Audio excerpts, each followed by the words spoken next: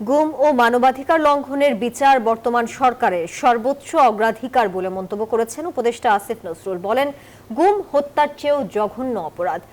নতুন আইনের মাধ্যমে গুম নিয়ন্ত্রণ সম্ভব হবে বলে আশা প্রকাশ করেন তিনি। বিকেলে গুম প্রতিরোধ এবং প্রতিকার অধ্যাদেশ 2025 নিয়ে এক মত বিনিময় সভায় এসব কথা বলেন আইন উপদেষ্টা। অনুষ্ঠানে বক্তারা অধ্যাদেশের নানা বিষয় তুলে ধরেন।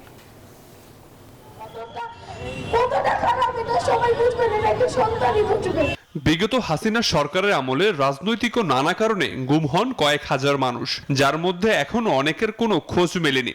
এসব গুমের সঙ্গে জড়িত ছিল আইন শৃঙ্খলা বাহিনী ও সরকারের বিভিন্ন সংস্থা। অন্তর্বর্তী সরকার দায়িত্ব গ্রহণ করে গুম সংক্রান্ত তদন্ত কমিটি গঠন করে। এই কমিটির তদন্তে বেরিয়ে আসে গুমের ভয়াবহতা। এমন অবস্থায় প্রস্তাবিত গুম প্রতিরোধ ও প্রতিকার অধ্যাদেশ 2025 নিয়ে এক মতবিনিময় সভায় বক্তারা তুলে ধরেন গুমের ভয়াবহতা। তোমার বিরুদ্ধে কোনো অভিযোগ নেই, তুমি ফিরে যাবে, কোনো কেস টেস্ট তো প্রশ্নই ওঠে না, তুমি স্বাভাবিক জীবনে ফিরে যাবে।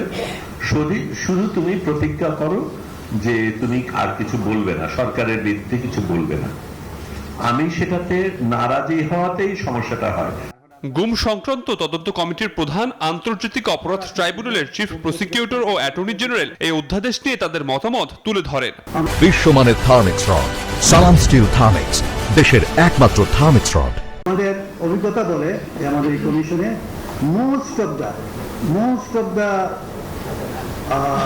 victims of enforced disappearances were political opponents or political dissidents of deed and ruling Awami League. তারা গুম হয়ে এতদিন আছেন, তারা মৃত্যু হয়েছে কি হয়নি সেটা নিশ্চিত করতে পারবেন না। এই জায়গাটা একটু ক্লারিফাই যদি করে দেন খুব ভালো হয়।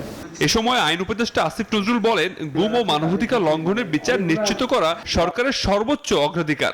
বিগত ফ্যাসিস্ট শেখ হাসিনা সরকারের আমলে বাংলাদেশের ইতিহাসে যে নৃশংসতম ঘটনাগুলো ঘটেছে, যেটা আমরা কল্পনাও করতে পারি না আমাদের দেশে কোনো শাসক করতে পারে, সেটার বিচার নিশ্চিত করা এবং এই ধরনের শাসক হওয়ার সম্ভাবনা যাদের থাকে বা চিন্তা যাদের থাকে তাদের জন্য কাজটা ডিফিকাল্ট করে দেওয়া। ভবিষ্যতে যেসব রাজনৈতিক দল ক্ষমতায় আসবে তারা এই সরকারের সংস্কারগুলো এগিয়ে নিয়ে যাবে বলেও আশা প্রকাশ করেন তিনি। আমরা এই সংস্কার প্রক্রিয়াতে। আবির হোসেন, নিউজ 24, ঢাকা।